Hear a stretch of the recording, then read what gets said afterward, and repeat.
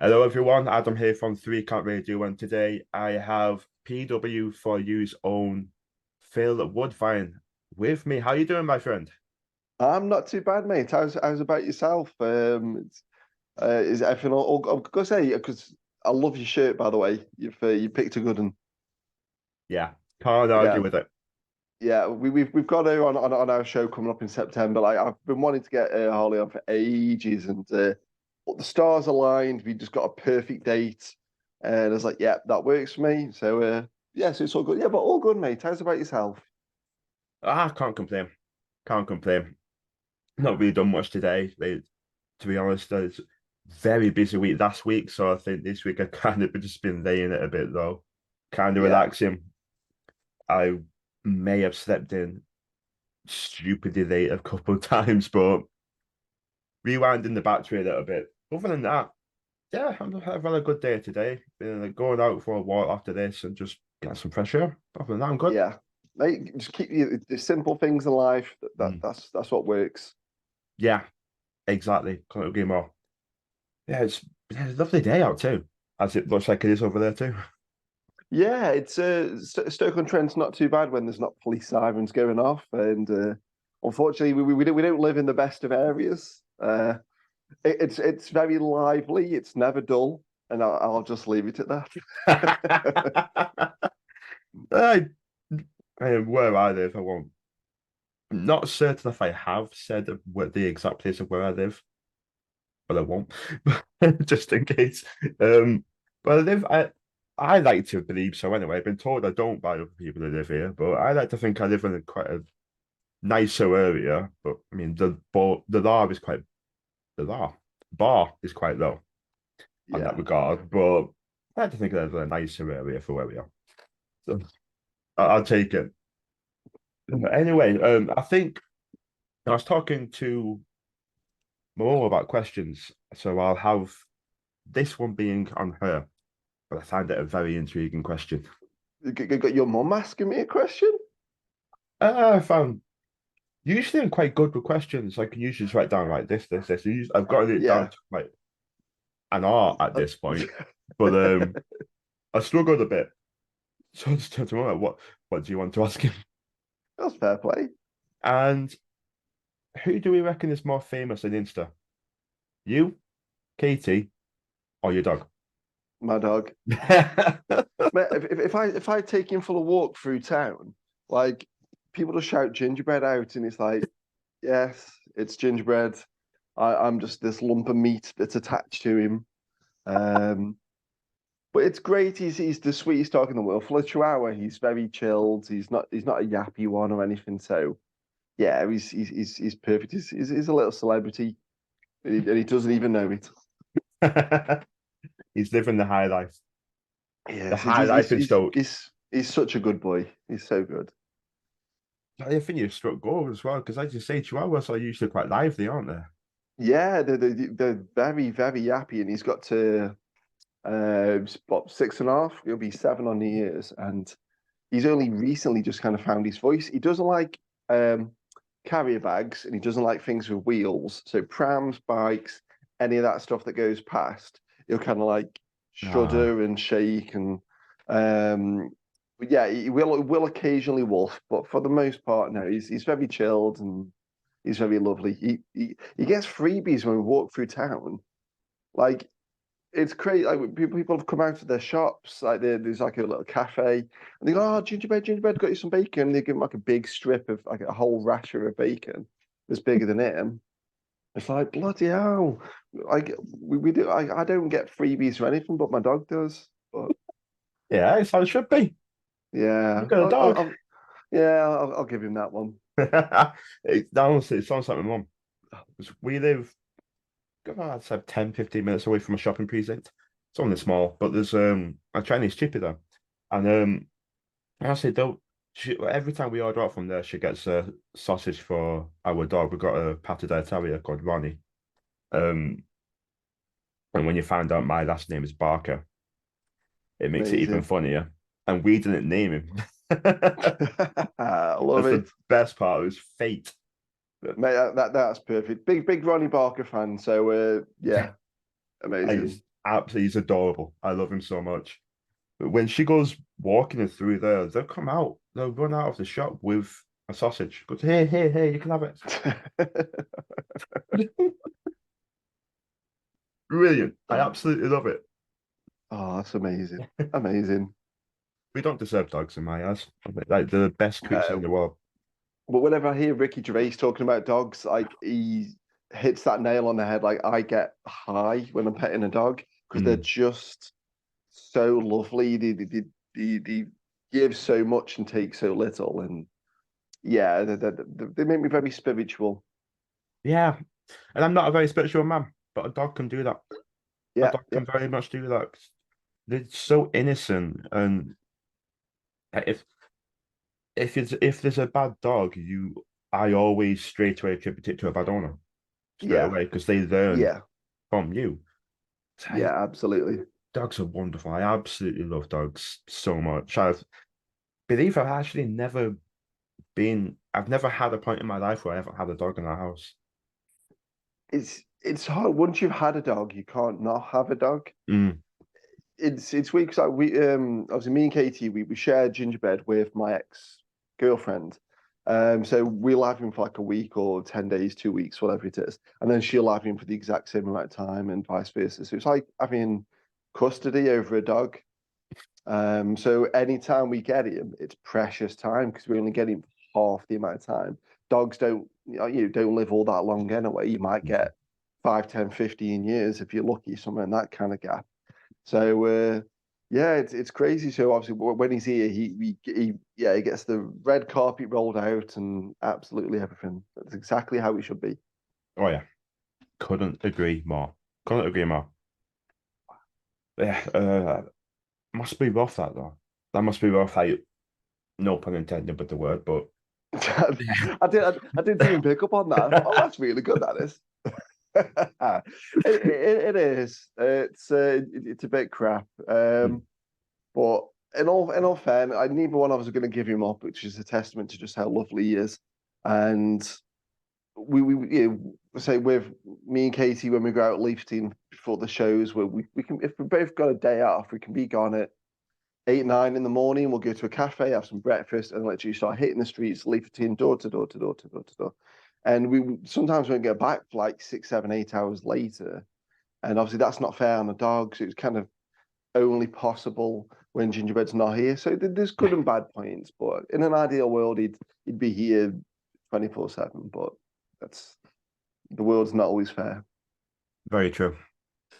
Very true. At least gingerbreads we all know is very well looked after, and Yeah, that's the most important thing. exactly. So, what was it that inspired you to get into the business? This might be Oh, people might believe this is a cliche question, but I like hearing people's backstories. yeah. Well, I mean, I don't remember anything. Again, this is gonna might sound a bit cliche as well, but I don't remember anything before wrestling. I was born in 1984, so I'm coming up on I'm 1 year shy of 40, so I'm getting quite an old man. And so all I remember watching is wrestling. We were very, very poor growing up, so we didn't have Sky because these days kids are spoiled for wrestling. You can get it on your phone, your laptop, your tablet, absolutely everything. Whereas in the 80s and early 90s, you had to know someone with Sky Sports and they had to tape it Mhm. with actual video cassettes and all this sort of thing. So I had an uncle that had got a dodgy skybox. And it recorded for me sometimes because I was just around his house and I'd been maybe 5 or 6. So we're talking 88, 89, 90, somewhere in that kind of gap. And you said, been 4, 5, 6 ish. And I just remember seeing it on TV, especially late 80s, early 90s, the face paints, the lights, the noise. It was just a combination of you can't take your eyes off it. And I just absolutely fell in love with wrestling and just didn't want to do anything else. Um, all the kids in school were into it. So even though obviously don't try it at home, it doesn't say don't try it at school. So what can you do? So that's really on Loophole. them. Yeah. Loophole. So we'd be wrestling on the play yard and all this sort of thing, drawing on each other's faces, trying to be the ultimate warrior, and I just loved it. It was just great. And but say late 80s, early 90s, you couldn't get your hands on that much wrestling. There was what, four pay-per-views at that point, maybe somewhere there. Between two and four. I don't quite know when Survivor Series and SummerSlam came in, but it's no more than four. And my uncle would just take me bits off Sky every so often, and his dodgy Skybox would go off, so it would cut off in the middle of a match, in the middle of the show. Or, and this is probably a bit of an overshare, but that's just what this kind of what we do. He'd forget that he's recording the wrestling. Now, again, kids listening to this, they might not understand this, but on normal TV, so BBC One, Two, ITV, Channel 4, whatever, you could record one channel and then watch another channel, and that was fine. But with Sky, whatever you flicked over to would go onto the video. So it would be, say, an hour's WWF show. It would be the first 45 minutes of some Saturday night's main event, whatever. And then it will flick onto like a dirty German film that he'd put on. He must have realized, oh, bloody hell, no, I'm recording, and flicked it back over and just thought, oh, fella never noticed. So I'm Well, there watching Macho Man dropping some elbows. I'm watching the Rockers with the ties around their arm, and then all of a sudden, this mucky German film comes on the screen. I'm like, they're not wrestling. Maybe they are wrestling. Who knows? And then a couple of minutes later, it would flick back on, and I was like, oh, okay. So I've got to be honest. I'd prefer just tell you that straight off. Shame on my uncle. Shame on him.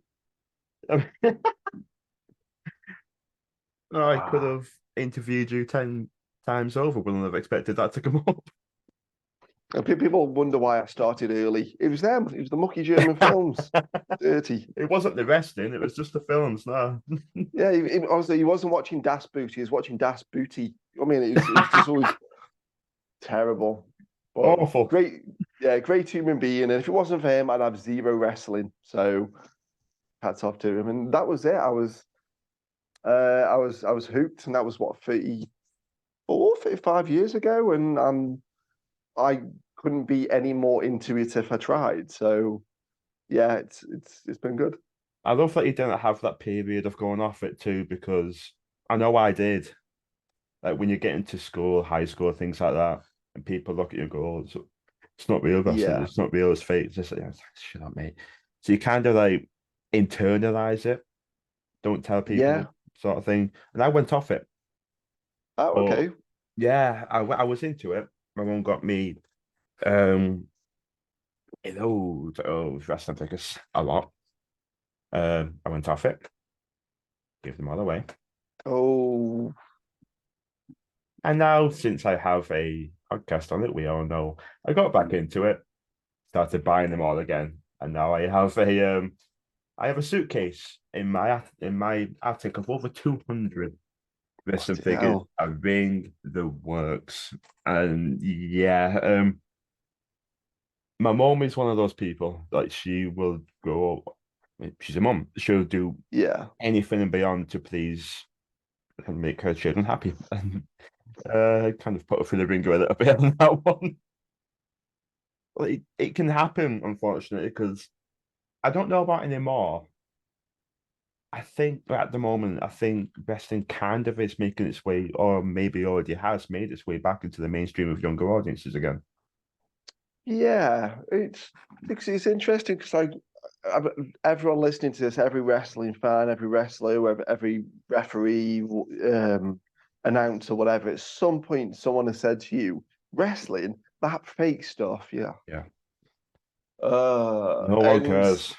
yeah, I couldn't care less. Like, cool, whatever, I do like it. you, like, whatever. Yeah, I I like enjoyed. it. You don't like what was Yeah, what's the reasoning in this exchange? I like it. You yeah. don't. Like, great. Yeah, it's entertainment, it's drama, it's misdirection, it's magic, it's comedy.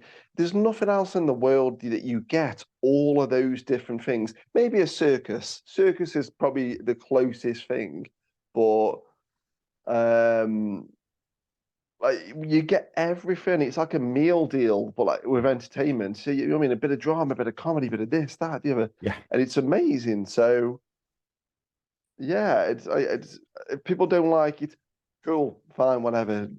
But whatever. And I did go through a phase where people that would say that I'm like, yeah, but you like Made in Chelsea, that's fake. You like Big Brother, that's dubious at best. You know what I mean? I'd start picking on the stuff that they liked, and I thought, well, wait, why am I doing that? That mhm. makes me as bad as them. So if they'd say, oh, that fake stuff, I'm like, cool, whatever.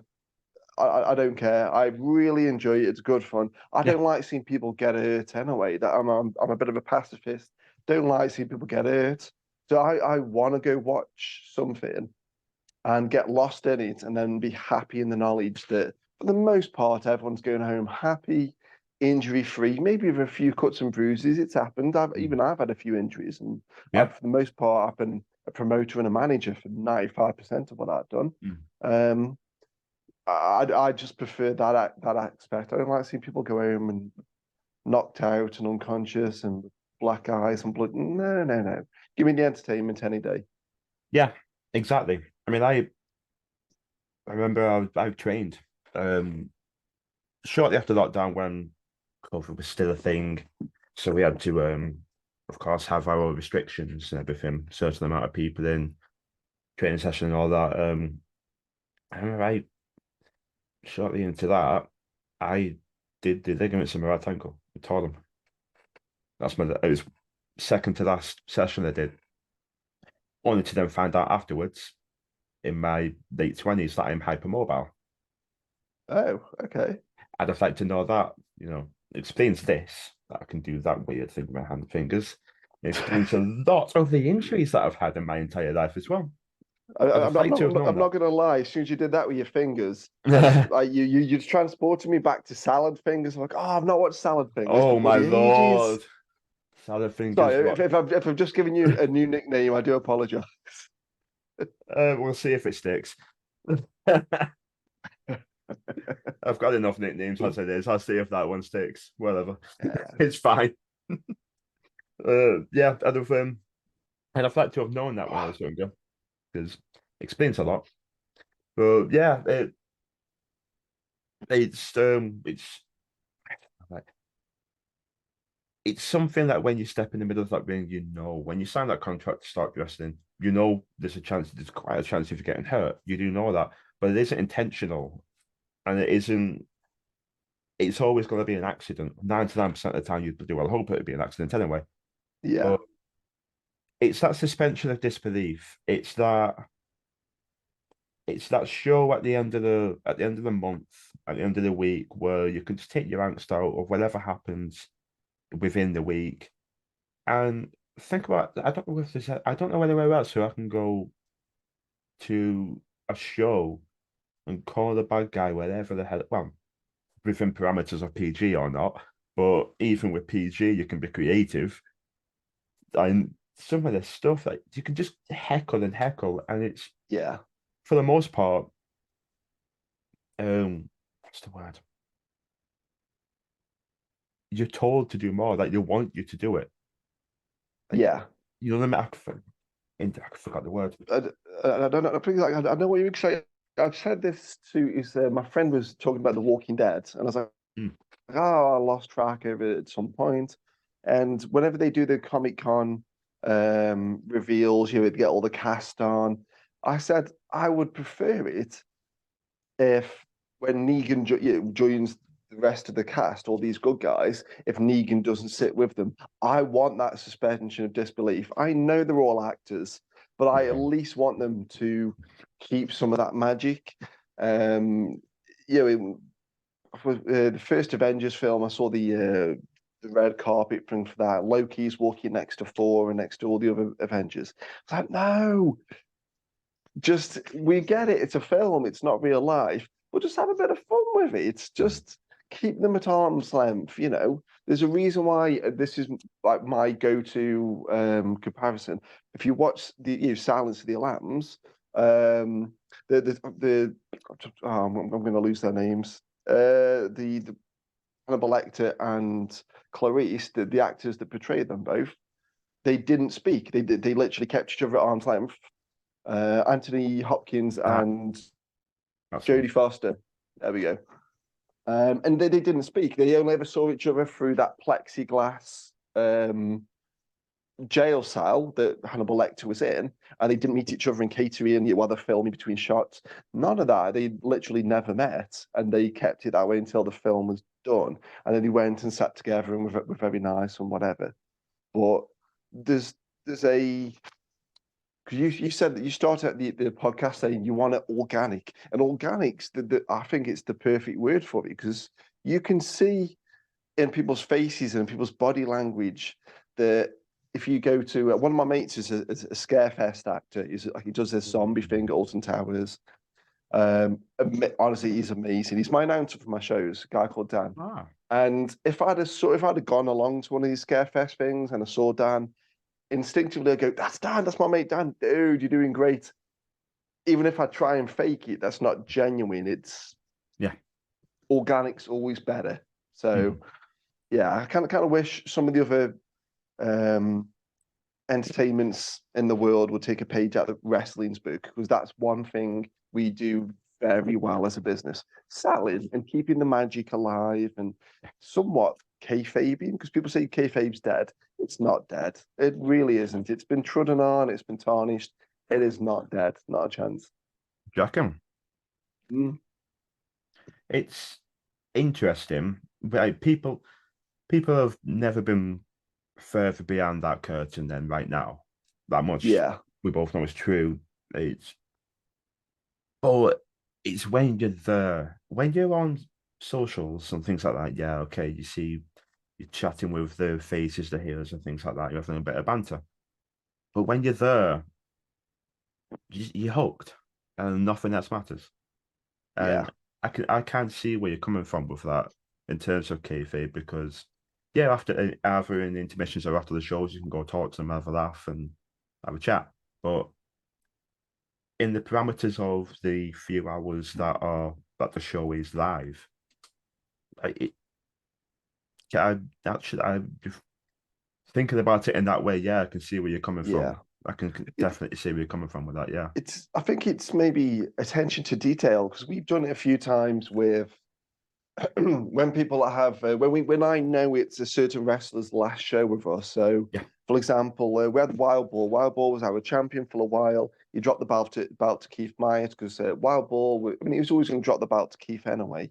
But he was moving down to London, and budget wise, I didn't have any more money to bring him up from London to Stoke, whereas before he was relatively close. This would have put on quite a bit more petrol money onto the budget. And we came to a bit of a deal and said, well, we were going to drop the belt to Keith Enaway in a couple of shows' time. Let's just do it at the very next show.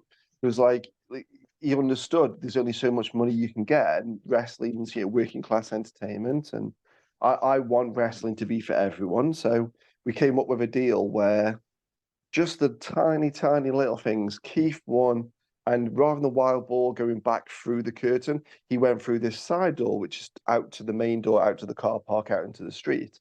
And people have never seen him back in person for you since. And so I think things like that, that's kayfabe, you know what I mean? Because you're keeping to it. We had Babyface Pitbull lost a losers leave person few match back in I want to say 2015, 2016, somewhere there. Dropped the belt to Sexy Kev and left Person Few for a while. And again, he went out the main door, right out the exit. So we're just giving people that, oh, okay, he's lost. He's not in Person Few anymore, but he's going back into the changing room. That doesn't make any sense.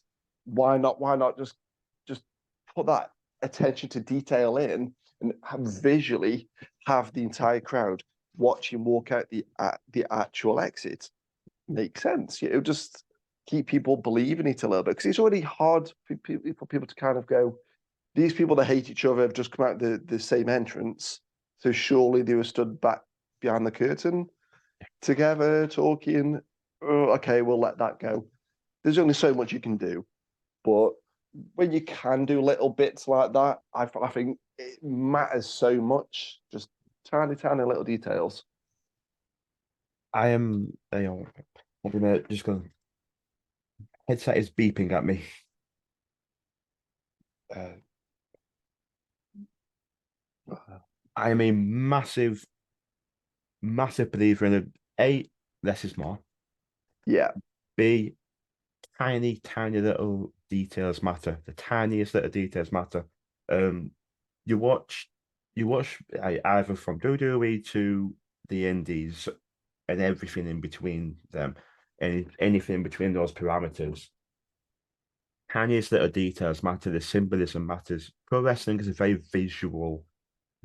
visual entertainment, and it's. I remember talking to Jack Johnson about all the tiny little things you should do in when you're out in front of those fans, whether you're a manager, a wrestler, or an announcer. And I watched him against Joey Hayes, and there were just small details, but you pick up on them because the crowd's smart. Like the crowd won't just like turn a blind eye. The crowd notices these things. So the tiny yeah, details you do matter a lot. And that's one of the things that I'm trying to keep up here as well, because for yeah, getting into the business myself in the future. So tiny things matter, and walking through the exit door is beautiful symbolism. Like yeah. that, it's a very symbolic entertainment and very visually stimulating entertainment. Yeah. I completely agree. I've, Completely agree.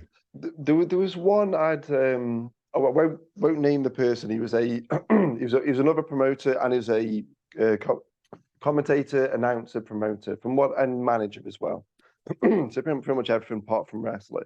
And I've got along to his shows a couple of times. So talking, oh, maybe 2013, 14, 15, somewhere in that kind of gap.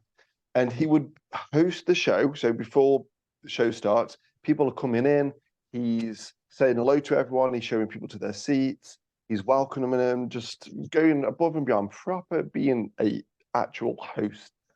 Uh, Show starts. He goes backstage. He comes out as the manager and he starts being a heel manager. And he was a really good heel manager. I can't fault him at all. So he's being vile to the audience. And they go backstage, rest of the show, whatever. At the end of the show, he'd then come back out and say try to everyone as everyone's leaving. And as much as you want to say, oh, that's good because he's being here, there, and everywhere, like you've said, less is more. So you're being really nice on their way in, vile when they're there, and then really nice on the way out. You're pushing them pillar to post. That's too much. Just have some either be just the host or be just the manager. Don't do both because it's a conflict of interest and things like that matter. And I get why he did it, but I did have to just say to him, I said, mate, no, you're just kind of chopping your nose off a little bit there. Yeah, couldn't agree more. It's one of those things as you say, completely understand why they do it. He wants to be the host. And it's one of those things you want to retain seats, you want to retain tickets. I understand completely from a business standpoint, but at the same time, yeah, less is more, and maybe get somebody else to do the welcoming and the tickets and things like that. Maybe Yeah. get somebody else to do it. So I'm in with LWF in Chorley, and I know the people who do the tickets. I believe my mum's one of them actually. Um, but it's staff. It isn't anyone booked on the card. And I think that is a very good practice because you don't get that conflict. You don't get oh wait, he was lovely with us. Now he's a bad guy, and it Yeah. kind of retains that mystique for the people who are actually booked on the card when you Exactly. have staff doing other If things. you're if you're a baby face, then that's fine. Like we Yeah. have Wing Commander Nash on our show, and sometimes I'll send him out before the show has started in his gear with his hat and his goggles and his big windswept scarf. I'm like, just go say hello to people, go walk around because he's just so lively and entertaining, and he's exactly that person when he comes out for the match. If anything, it helps his match because like, oh, that's that guy from earlier, that's that guy. Now that's no conflict of interest there. That Mhm. bolsters his ranks, if anything.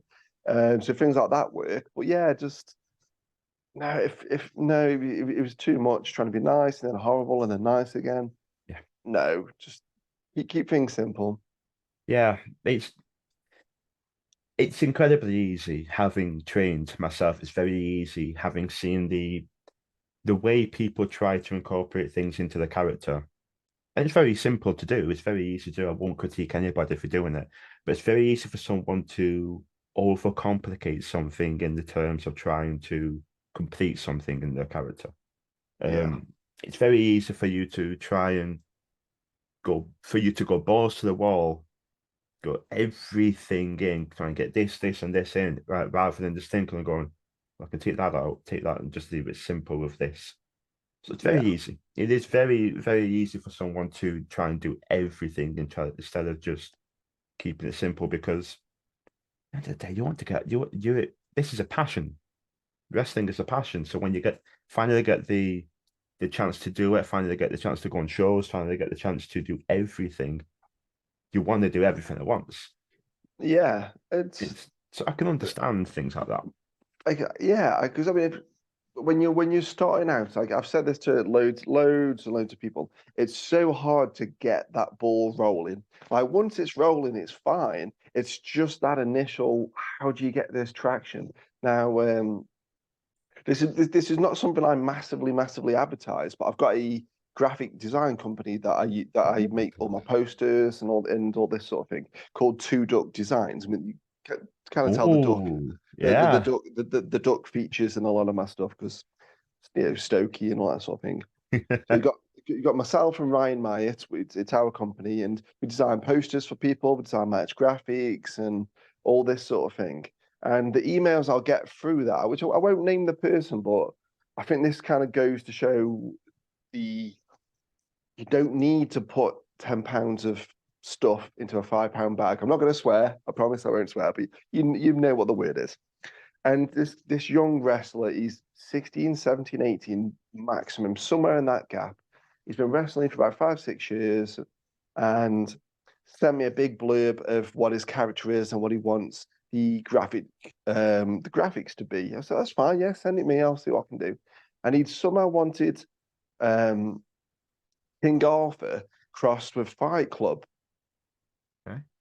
And what even it's not a thing. You know what I mean? How do you even marry them two together? And it just kind of makes me think of what if you ever watch it, Gordon Ramsay's Kitchen Nightmares, and one of his chefs is trying to make like mango mash. And he's like, but it doesn't go. And they go, Mm, yeah, but it's different.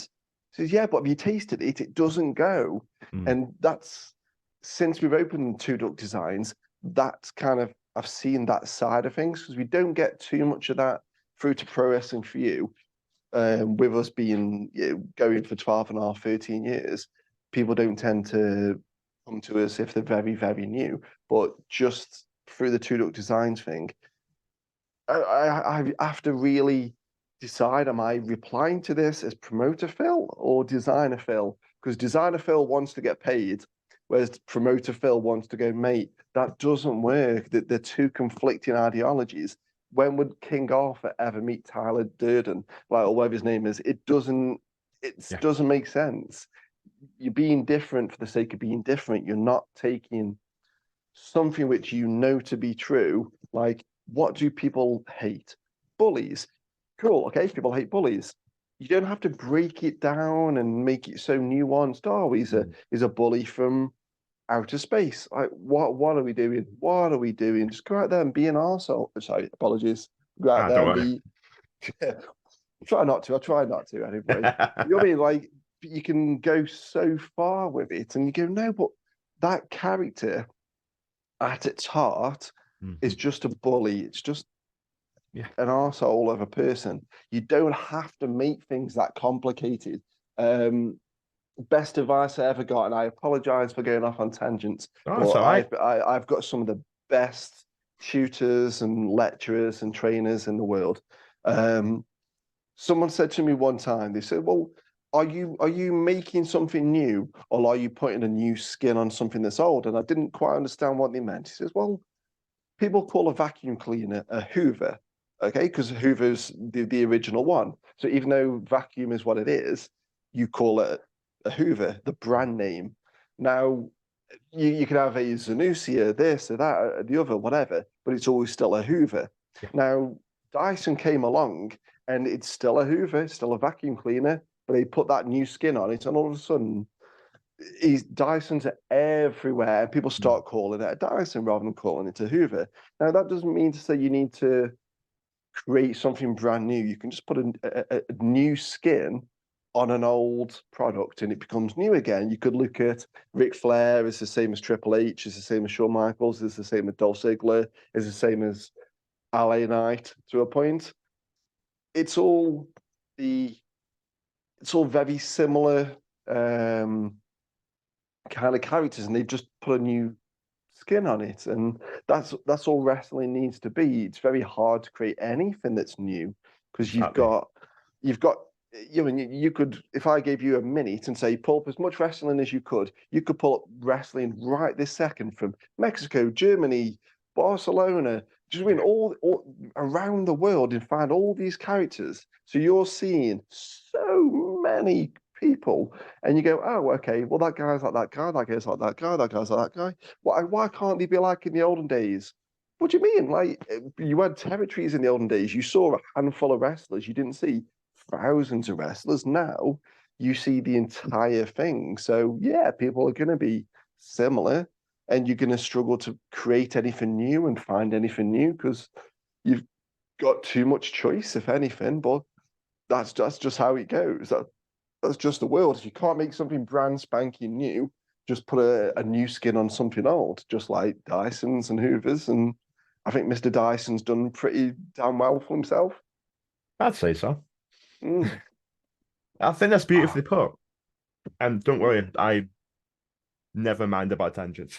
Don't worry. And if there's one person who's awful for tangents, you're looking at them. I'm terrible for it.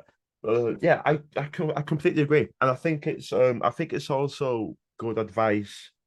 I mean, coming from someone who isn't even in the business, but something I've been told because I've also learned from some very intelligent people who have and are in the business at the moment. Uh, I think it's a very good thing not to lock yourself in inspiring for searching for inspiration from wrestling alone.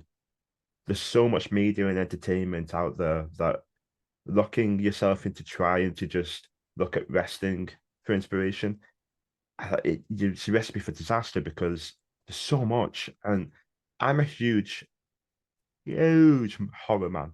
I love horror. Love horror. I watched one last night. I watched The Black Phone last night. If you haven't watched it, very good film. It's on my watch list. It's got Ethan Hawking. Is that the Oh, right one? he is fantastic in it. He's Yeah, incredible. Again, simple, less is more. It's so simple, but oh my, oh, it's good. I was a very big fan. I just sat there after it and was like, you know what, that was actually a very good film.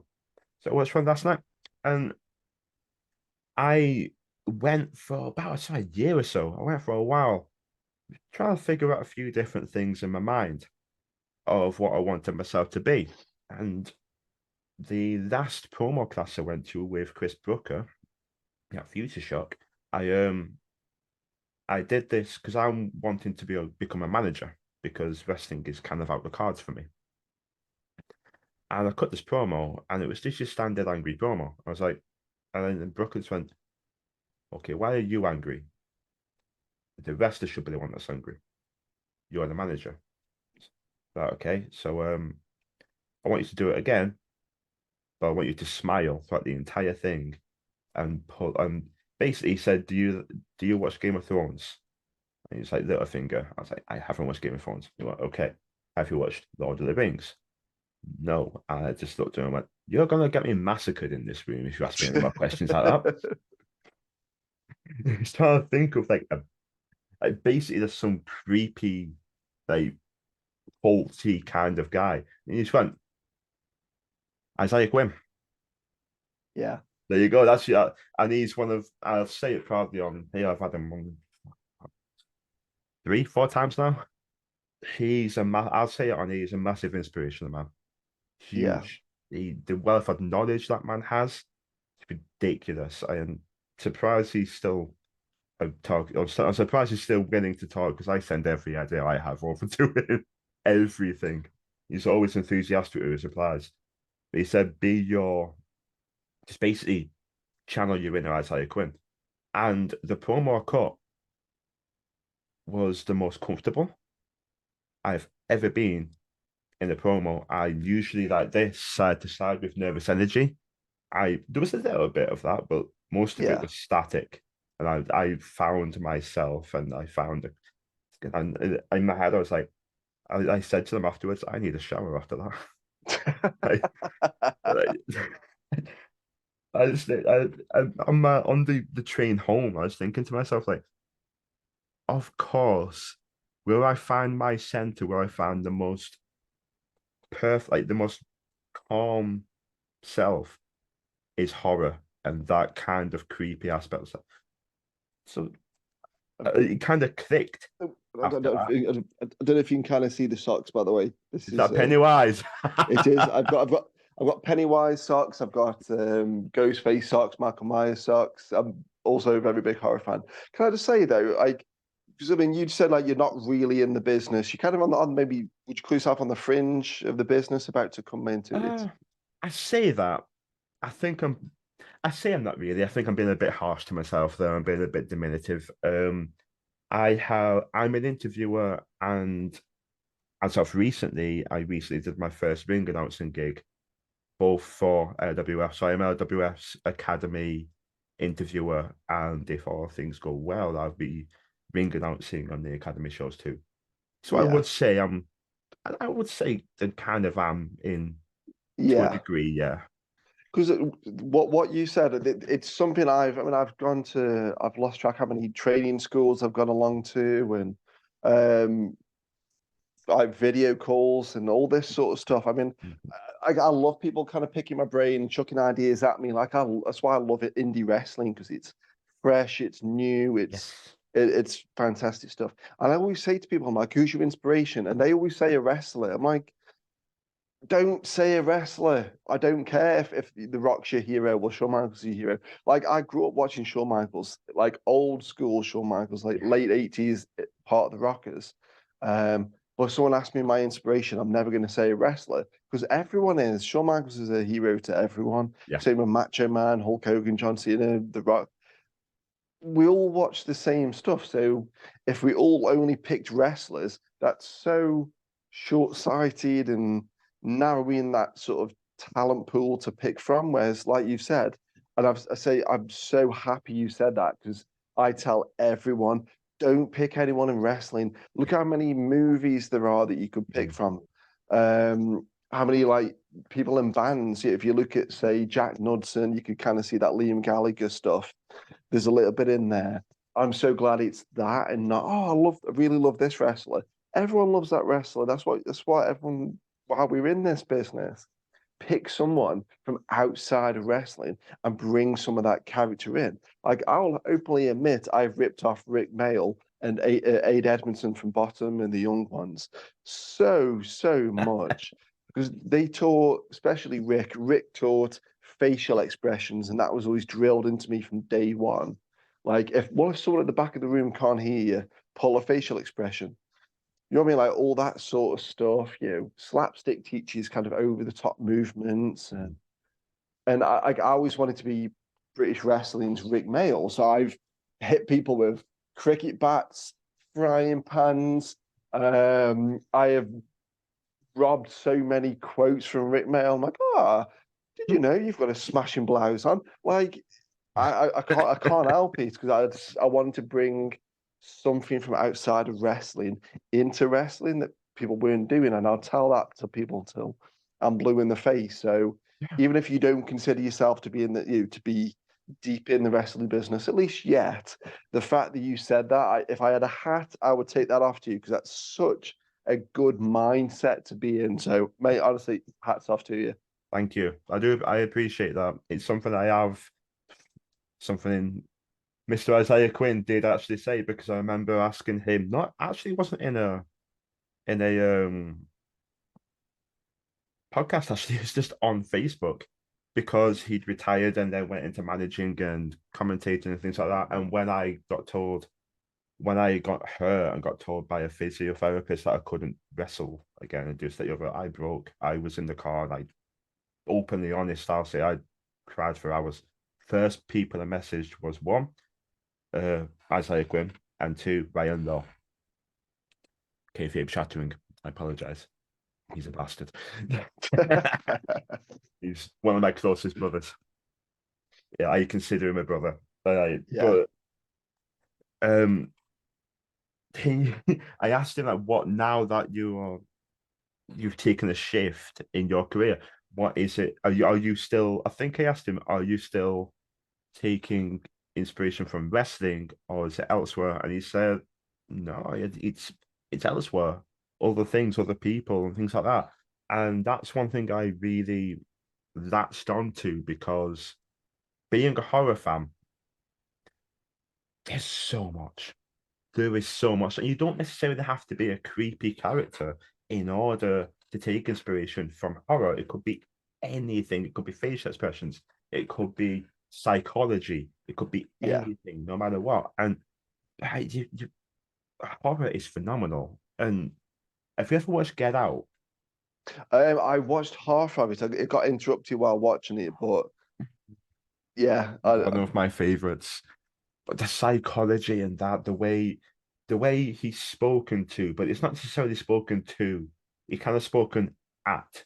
They kind of like yeah, speaking past him a little bit, and it's so creepy. There's like no matter they don't need. There's one very slight jump scare when they both walk past, but other than that, there's nothing. There's no real jumpiness to it. It's just pure tension. But they're kind of just speaking past you rather than to you, and it's something else that I got from Chris Booker as well. Um, so when someone's filming a promo, always look at the camera because when you look at the face of the person that's doing it, you're kind of looking past the camera. But I believe also you can kind of do that to your advantage. Another, I know, clanging a lot of quotes here, I know, but learn the rules to break the rules. If you're smart enough to learn the rules and learn what you can do to nuance something, then that'll be you that you can make that unique to you, which is a very difficult thing. As we said, it's very difficult to try and make something new nowadays. yeah. But it's about making that. It's about that nuance. But yeah, I try and look elsewhere. I mean, don't get me wrong. I'll be the first to admit it. At one of the promo classes, a couple of them, to be honest, I model myself after Seth freaking Rollins because he's my favorite. He's one of my all-time favorites. The Yeah. man's a hero. Hey, But there's nothing wrong with that. I mean, we've all got in the back of our heads all these people that we watched and we wanted to just be like. I've got Shawn Michaels. I was a big fan of Crush. Like vastly, hugely under. I bloody loved Crush. Big fan of Demolition. Like I've got all my influences there, and I'll pay tributes to. I've got some gear that's a bit Shawn Michaels esque. Um, I've got some like whenever I've wrestled on shows, which is not massively often, but I'll do it.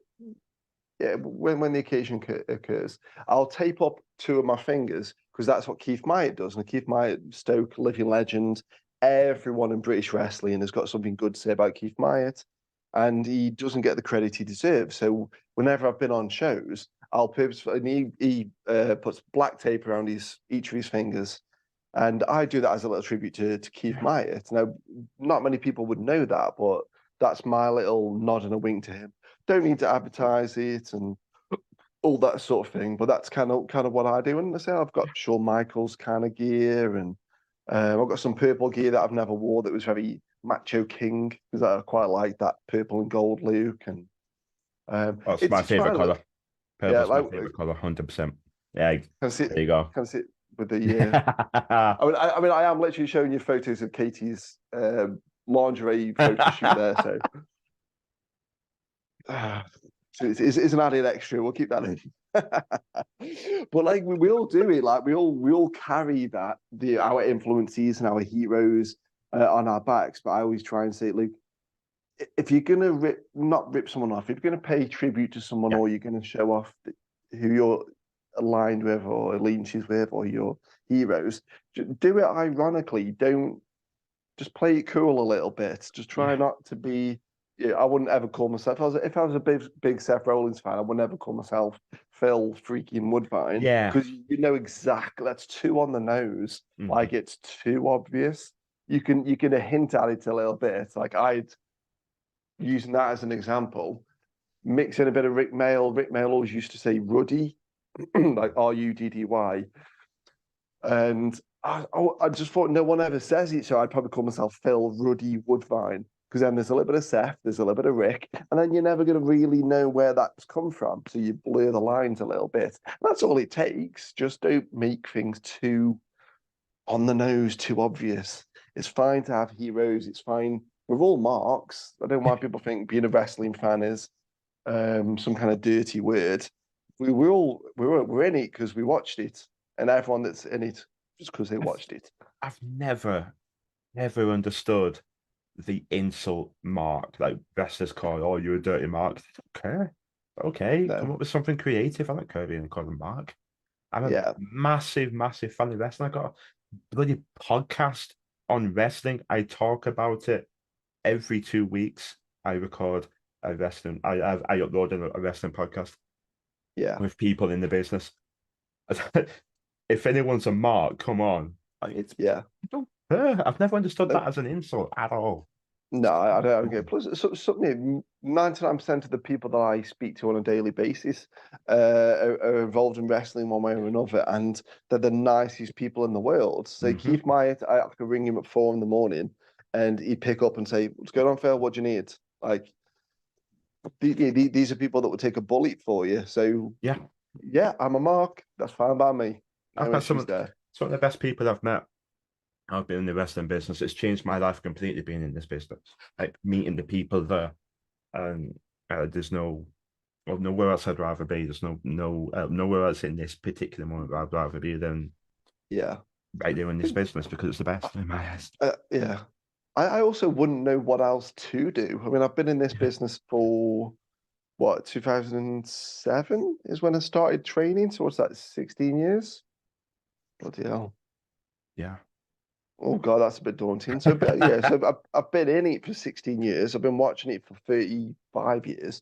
I wouldn't know what else to go do. I mean, I don't particularly like football and I don't really care about anything else. I just love wrestling. That's when I watch it or talk about it or do a podcast on it or design posters for it or design t-shirts for it or get on a Zoom call and do a podcast or speak to someone. That's one of my absolute favorite things, even though I did complain about it a little bit at the start of the podcast with people coming at me with a million ideas.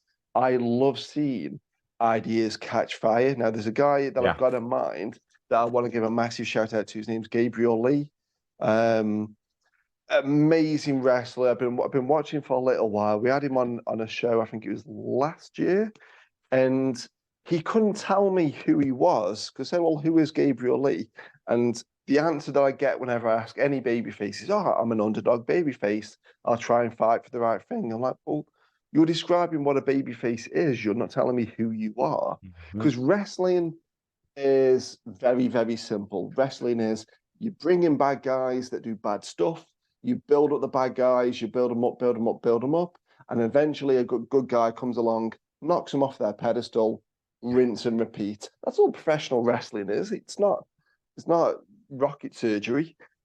You know what I mean? So it can be very, very simple if you keep it that way. So when I was kind of spending a bit of time with Gabriel Lee and all the time in the world for him, I think we're going to go watch AEW at Wembley together and Ooh. all that sort of stuff. And I wanted to do something with him because he was stuck in that. Am I a high flyer? Am I meant to be a heavyweight? Am I meant to be to do a bit of tech? What am I? He didn't know how to answer that question. And so the gym I worked at that point, brought him to the gym and I spent about 4 hours with him walking around it. And it's quite a rough and ready gym. It's not like a fitness first, exercise for less, JD, where it's clean and cold and clinical. It's a rough and ready gym. It's got strong. It's most of the strong men in Staffordshire all go to this one gym, and they're all grunting and smelling the smelling salts and Mm. hitting himself and there's women there with necks bigger than I am wide. Like, I mean, it's rough and ready gym. And you Mm. got me and Gabriel Lee walking around this gym, and I'm making him sing, I'm making him dance, I'm making him pick up these big, massive beer kegs, pretend he's Donkey Kong, because he was too much in his own head, like he was too self-conscious. And I was like, you've got nothing to be conscious about. I work here, you don't work here, they don't know you. I'm studying in a little skinny muscle vest with no muscles in it, and we're dancing and we're skipping, and people are walking past and laughing and taking pictures. I'm like, good, let them take pictures. I don't care. This is how you find who you are. So begrudgingly, he was kind of like stood there and he was dancing on the spot. I said, sing with me. And this is not a singing voice. Like my voice is gravelly at best, but I don't care. And some, I think it's some Taylor Swift or something came on. And I was like, me and you are going to sing Shake It Off. And he's like, oh, God's sake. I'm like, but it doesn't matter. That's the point. Once you don't care anymore, you find who you are. And what we got to do. So begrudgingly, he did it. And I'm like, we're going to do a little bit of a dance. We're there doing some little two-stepping. And again, I can't dance, but I'm Neither not can going to I. be I'm not going to be because I feel we were getting somewhere and it's really good. So I'm like, mate, we're not going home. We're going to dance. I don't care. And so people are walking past and dropping all these like 200 kilo bars, and I'm like, afternoon, dance. It's like, oh, I hate you. So we're just doing this little two-step. I'm like, okay. So I'm going to get my phone and I'm going to click record, and you're going to cut a promo. And he wanted to ask a million questions. He's like, yeah, but to who? Like when? It's like, I'm not telling you. Record. Mm. And he went Difficult. straight in. Yes, he went straight into angry mode, like you said. Yeah. You go to anger first, don't you? And he's just like, "Let me tell you something, Phil." And he just kind of did something quite sort of generic and whatever. I was like, "Why are you angry? What you didn't explain why you were angry? Like, did I do you wrong at the last show, last week, last month? Like, is that why you're angry? Because if it is you, that's the reason why you're angry. Why didn't you put that on the promo? Oh, okay, yeah, that makes sense. That makes you've got to have a reason for everything. And so after spending about 4 hours with him, I needed to find what makes him happy. Because again, he couldn't tell me what kind of baby face he was. Mm. Uh, and I had to use I love Devon Brown. Devon Brown is Oh. just is amazing. He just gets into your head, he gets out of your head, he gets you out of your head. Like, wow, just amazing. But he just teaches confidence, you know what I mean? And he says like basically all of his skills are how do I get an idea into your head, and how do I get an idea out of your head? And so I kind of did some of this with Gabriel Lee, and I put on like some dance music on my phone. I said, just stand with me right now, close your eyes. And he's just kind of feeling a bit self-conscious because he literally stood right in front of me. I said, you just come back from Ibiza. And he started smiling. He had a tiniest little smile in the corner of his mouth. I was like, okay, let's see where we go with this. You just come back from Ibiza. You just spend it with your missus. Again, cheeky little bit in the corner of his mouth, just lit up a little bit. You had loads of cocktails. Guys, you've been listening because we both like our dance music, so you've been listening to some Tiesto, some Avicii, and it was just this grin was getting bigger. And I was like, okay, but it's not quite there yet. And I'm going to tell you exactly what I said to him. It does involve a little bit of naughtiness, but again, I'd prefer to be honest. So I said that you've got your eyes closed, and I need to get what makes you happy because you're not telling me. And he just proposed to his missus. He proposed to her in Ibiza on holiday and all this sort of stuff. And I was like, "Oh, you've got beautiful missus, Haley." He started kind of cheekily grinning. I was like, "Just picture yourself. You're sat poolside. You've both got a cocktail. It's scalding hot. They're playing loads of poolside music. Haley's having a cheeky little tan. And as she turns over, you cheekily just tweak one of her nipples." And he burst out laughing, and he full on went for it. I was like, that's it. Give me my phone, grab my phone, click record. I was like, promo now. And he cut a really good promo on me. And it was kind of what you'd see with Gabriel Lee now, because it was dead cheeky. And it was just because he's got that image in his head of he's tweaking his missus' sunburnt nipples. And he just went into, oh my God, well, I'm going to tell you this, mate, next time I see you. And I was like, good, that's exactly who you are. Like, you don't need to be angry because you've not given me a reason to say that you're angry. You can cut an angry promo, but only if you talk telling me why you're angry. If it's a quote unquote cold promo, you're doing it from cold, and you're struggling to get that ball going, you've not got a reason to hate me. Just be you, just be fun you. And to lock into what you are, I had to kind of get you there. So now, whenever you click record, tap into your head, tweaking your missy's little pink nipples on holiday while with a cocktail at the poolside, listening to music in Ibiza in the hot weather. Get all of that at a second's notice at the forefront of your head before you click record, because it shows on your face, it shows in your facial expressions and your cheeky little face. And he's like, okay, so we went off, we did some exercises, we did a bit of a workout. And again, later on, we went upstairs. They got a strongman room. We went upstairs. We got the room to ourselves. And I was like, front of me right now, close your eyes, get that image in your head. Cool. Click record. And he was there. And he just transported into it. He's this cheeky little, almost Dal boy from Only Fools and Horses, kind of cheeky chappy. He started like talking with his shoulders and rolling his shoulders a bit Eddie Guerrero style. And I was like, this is insane. The difference between you now and you 2, 3 hours ago it's like night and day. And I showed him the video and he's just, wow, okay. He didn't recognize himself. I was like, but like, I would want to watch that because it's fun. You've made it fun for me, and wrestling should be fun, be all and end all. And he's not looked back. He's a completely different, changed wrestler. He's coming out with glow sticks and neon glasses. He's got 2 Unlimited and other dance music playing, and he just goes out and has fun. You can just tell he's not in his head like, oh, where do we need to go? How long does the song need to go? Go out and have some fun. Like, if I've given you 10 minutes for a match, plan 6 minutes, the other 4, go have some fun. Go put some smiles on faces and plan the rest out there. And he's like, okay, put him with some good people that can do that with. And he's absolutely smashing it out the park right now. So yeah, makes me really happy. I love seeing him catch fire. Love it. Absolutely love it. See, that's insane. That's such a good story. It's funny, like But the little things in your mind that get you to that place, though, isn't it? It's tiny yeah, little thing you get in mind. It's brilliant, though. I'm a massive. I genuinely believe no one should ever take themselves too seriously in wrestling. well, Never. even in just in life, Yeah. you know what I mean? Just I mean, there's gimmicks that take to an extreme, for the very extreme. Let's just go there. Let's look at the Fiend Bray Wyatt, for example. There's yeah, gimmicks that need nuance, and there's gimmicks that needed nuance, and you need to take it serious. In a certain way, you need to book it. You can't book comedy with that kind of gimmick, or else it breaks.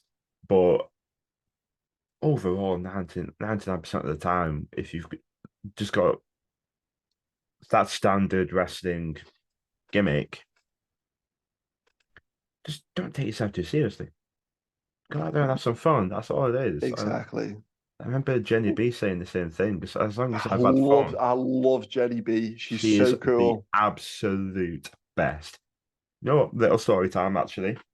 Well, She's the reason I'm where I am. oh, okay. I the the podcast was about an hour and a half. The call was about 4 hours. Bloody hell. We'd never we'd spoken once before. Once. I'd heckled her once before when she was in a tag match with Lana. Jenny B and Lana Austin on the same team is just, I don't need to sell it to you, do I? We all know, don't we? Yeah. Sorry, one moment. I am going to fully close the window. It's like cracked open a little bit. I can just hear a dog barking. I really do apologize. No, go for it, mate. Go for it. It was hot earlier on in the room. But, sorry about that. That's right. Where was I? Yeah. So I was in the call with Jenny, I told her I wanted to get into the business. Didn't know how, didn't know what I wanted to do. I knew I wanted to be a manager, but I didn't know how I was going to get there. And she went, message them. What's the worst that can happen? And say no. It's like, well, you start making excuses in your head. And you're like, well, I don't know this. So Adam, you don't do it. I will do it. And sit on this call right now. So sent that straight away, big smile on the face. And she was the one who talked me into messaging LWF, asking is there anything I can do. Because I was going there monthly anyway. And Yeah, I don't get me wrong, I'm very loud at WF. I'm very loud. Well, you're in the crowd, you have to be. yeah, It's I since I was a child, it's the one thing I wanted to do. It's, when I was younger, obviously, it was I want to be a wrestler, yeah, of course. Once you realise that can't be the case, then which is funny because when I started training, I did it because I wanted to be a manager. I didn't do it because I wanted to be a wrestler. I did it because I wanted to know the basics yeah, in order to become a manager. So I know the basics. So if and when I'm to get involved in a match and get my comeuppance, I know what I'm doing. I don't hurt someone. yeah, exactly. And then, But then, manager's going to take a bump at some point, so at least you want to know. Yeah. yeah. But then I caught the bug, Uh, like we all do. You catch the bug, don't you? And you start to believe that this is actually going to happen, and then, but I, I'm in my mind. I think about wrestling about 99% of the day. yeah. And now I'm thinking about a certain gimmick I've been thinking about in my head about 99% of the day about how it's going to look, how I'm going to act, how purely from that one promo. It sparked everything. Um, Yeah. but yeah, Jenny, we're coming back. Jenny's the reason because she encouraged me to message WF, and that got the ball rolling to become an interviewer for WF. And of course I said earlier the ring announcing, which was so fun. Didn't turn the mic. It was a 3 match academy show. Didn't turn the mic on for the first 2 matches. Luckily, it was a rather small room. They could hear me anyway. But when I Yeah. watched it back, because my mum got sent the the link, and we watched it back, you could definitely tell the difference between the two. But you know what? It happened like we had was it I think it was last March, last June we had a show and the mic we were using it's a wired mic and Mhm. it just for whatever reason just no one had like walked over the lead or anything. It just decided to just go boom done. And so my Mhm. announcer Dan, I said like he's done scare acting, he's done like he's loud, he doesn't need a mic at all. So when the mic kind of cut out, rather than just kind of going I can't carry on if I'm not got a mic. He's done so many plays where you've just got to Legit. improvise. Yeah, Yeah. so I run over, grab the mic. I'm handling it off to one side, and Dan, the absolute professional, is just like, we don't need it, do we, ladies and gents? No, the following contest, and so I'm just off to one side trying to find like another wire for it, and you just don't need it. So I'd say it's when stuff like that happens as much as you might feel embarrassed at that point, it's good because you'll learn from it and it'll help you to kind of roll with the punches. Yeah. You can't, no matter how, like I've said, I've been in this business 16 years now, promoted for 12 and a half of those. There's stuff you can't plan for. Mm. Never happens. We had someone chuck a pint glass during at one of our shows from the back of the room. To this day, I don't know how this missed everybody because it's a long room and he chucked it over the top of all these people. There was a tag match going on, so 4 plus 5, the ref in the ring, plus Magic Mark at ringside doing the commentary, plus Dan at ringside doing the announcing. And it missed the ropes, the ring post, the entranceway, and it hit this wall off to one side. And I was like, and no one knew what had happened. Like we just heard this glass smash. And thought, well, I didn't book Steve Austin, so it's definitely not going to be him. And So we're just kind of like looking around, like, what the bloody hell's that? And the match has only just started, so they just kind of stop. And everyone's looking around. We see this pint glass on the floor just smashed to bits. Like, where's that come from? Um, okay. We can't carry on because so house lights up and we kind of go up and we kind of work it out because some people in the audience kind of looking down the bottom end. So we Mm. start heading towards the bottom end.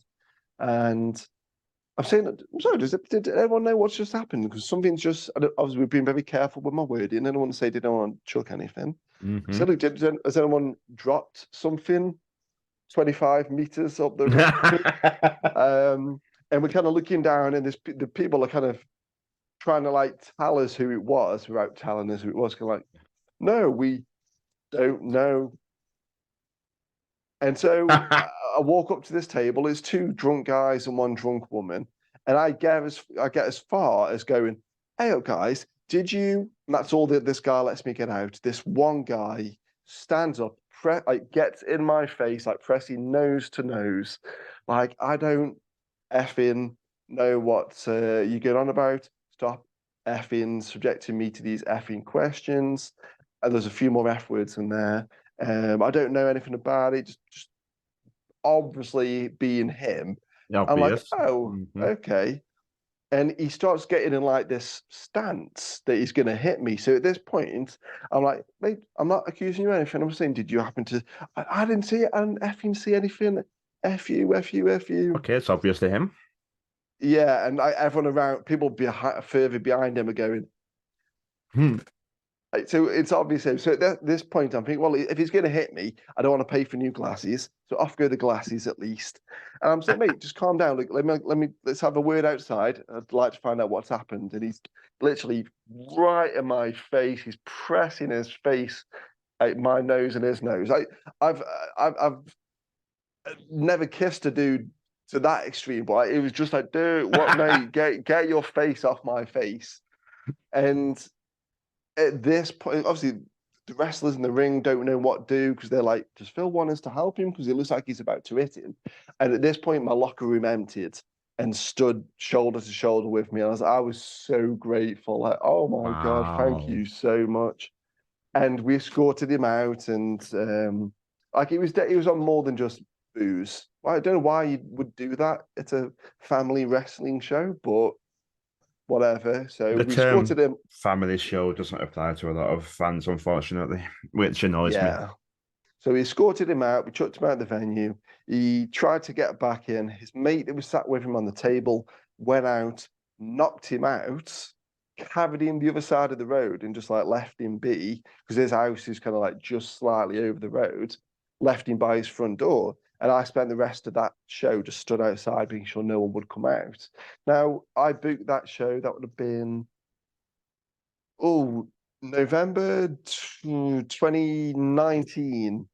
Um, and we'd planned the main event that came after that tag match for about a year and a half prior. We were going to put the belt on Drill because Drill's super over here. Drill's another guy that between me and Drill, we kind of put that together.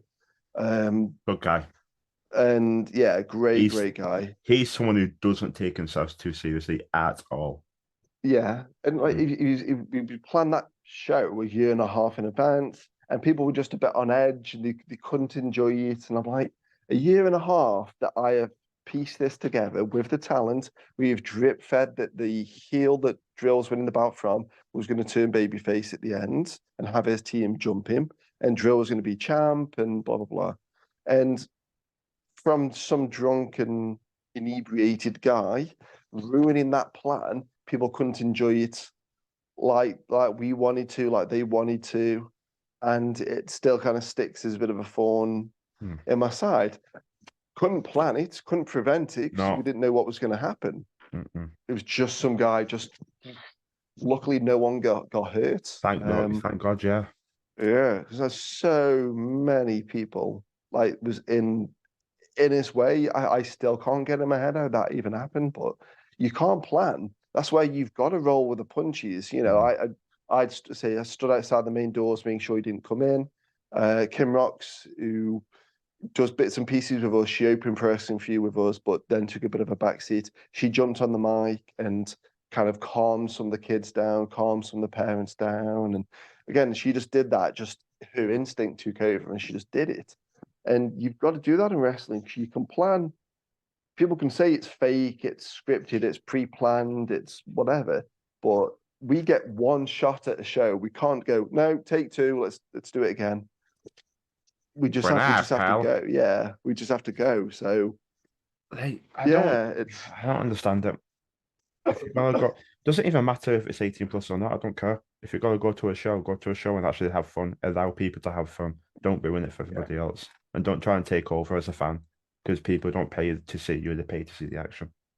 yeah, So yeah, I don't get it. But with the with my should I say cock up with not turning the mic on, I just laughed.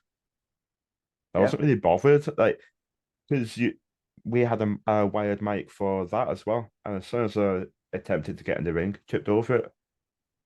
So yeah, literally my first step into the ring tripped over it. I just made a joke with the yeah, fans. I just made a joke with the fans, and when I turned the mic on for the main event, I turned it on and I went, "I finally got the mic turned on." And because if you make a joke of it, the yeah, fans are in on the joke now. yeah, So you can all have a laugh. Whereas if you just try and hide it, then they'll just mock you. So yeah, let the fans in on the joke and you're good, you're fine. They'll yeah. let you off. But everyone's falling over getting in the ring. That's just that's an everyone thing. Don't matter if you're WWE, AEW, Ring of Honor, any British Indies. We've all done it. Yeah. Like you said, just make a joke out of it. You trip and stumble in the ring, and you be like, "Sorry, guys, apologies. I am falling for you." Just laugh it Yeah, off. Just exactly. everyone saw it. You can't deny it. You're not going to edit it out. Just laugh it off. If you react and get embarrassed and flustered by it, you're just going to get more and more flustered. Whereas if you make a joke of it and the fans get involved and then you move past it, Yeah, you're all good. You're yeah, all good from there. And I it's something I want to do again because yeah, it's something I want. I, basically, they want to get me ring ready, like in front of a crowd, like crowd ready. So that'll yeah, definitely help me get crowd ready. Interviewing and definitely ring announcing. It's definitely something that get me ready for a crowd in terms of nerves and things like that, which I yeah, 100% understand. And I actually do. I think it'd be more the occasion when I'm to get to get on the main show rather than the fans because every time I step in that ring, I've done a couple of segments of the ring. I did a talk show with Ryan Owen. He I don't know if he still does it, but he did a thing where he'd edit the graphic, the poster graphic, and put himself in front of it. And it was brilliant. So I remember getting one of them because we had a little thing going where he'd just maybe get at me and get at me being a chicken shit heel, basically. yeah, Um, and we had this Rhino talk show, and I got one of those. Got a present for you. But from behind the thing, I brought his poster out like that. I was like, look, it's a Ryan O'Brien poster. I tore it in half in front of him, started continuing tearing it. It came over behind me and clocked me with the mic. And here's the thing. One thing I was never able to do, one thing I was terrible at in training was front bumps. I it was the disconnect of there to the face. It's yeah, it couldn't do it. But when you're in front of the crowd, as you just said, you got one shot. yeah. And I crumbled. I just went and put it down well proud of it, to be honest. And I could hear my mum when I was down. Oh no, the glasses. It's the one thing I forgot to take off before I went out. I kind of just when I went down, I kind of went like that. And Yeah, yeah, it, it's one thing I forgot. got to learn the hard way. Like it's go back a comment. Going back to drill. Drill's the reason why I refuse to wear. I usually wear like a bit of a diamond stud in my ear, and I used to work with Drill at Britannia Wrestling because I was the manager there, the leader of this group called the Red Right Hand, and me and Drill polar opposites. He represents what's good and what's fun, and we're just a bunch of killjoys. And so it was always good fun working with Drill because Drill's where I met at BWP, Britannia Wrestling, and he was this romper stomper football hooligan kind of character. And I never saw him as that. I just saw him as every Northern comedian you've ever seen. Every Peter Kay, every Ross Noble, John Richardson. Like he's just the Paddy McGuinness show. He's just like a Northern comedian. And so I said, like, I'll book you on my show. So if it give me doesn't work, then you've not lost nothing. Come along to my show. You're going to be like a Northern comedian, and he starts wearing a puffer jacket and the flat cap. So your voice is the most Northern voice in the world. You sound like Michael Parkinson, like use it. People see that in everyday life. So they don't see football hooligans every day, but they see characters like you. So tap into that, use it. It's fun. It's great to be around. You've not got to work as hard because you've not got to take as many bumps. You can just have some fun with it. And he said, "Oh, you what? Give it a try." Tried it, and then he never looked back. He's like, "Oh, you can make this as easy as you want. You don't have to be super serious and all this sort of thing." So loved working with Drill, but he'd he'd always find a way to hit me. So I'm the manager, and I'd kind of tease him. I'd done 4 years of wrestling training, and I'm fine with getting chucked off stages, chucked downstairs. I've never broken a bone in my own body before. I Touch just wood. see, yeah, got it. It just never seemed to happen. I've got to 39, never broken anything. So I've done stupid. So we used to, Jackass came out when I was 18, 17, 18, and we used to car surf. We would sit on car roofs, Vauxhall Novas in car parks, and do donuts with us on the roofs, and we'd go spinning off into hedges and into walls. Never broken anything. And so whether I just had a bit of a knack for it, or maybe I'm just lucky, I don't know. So I'd never break anything. So I was like, Drill, when it comes time to hurting me, go for it. It's fine, no issues at all. And he'd always slap me, but he'd get me right in the ear, and he tore my earring out my ear, Oh, like just yep. Mm-mm. peeing with blood. So he'd get in the back and he'd be like, "Was that all right for you, Phil?" It's like, no, look at my face. That doesn't Like, surprise me. yeah, like just hit me in the other side, or just let me take my earring out, or just get me in the cheek. Don't get me in the side of the neck. Ah, bless you.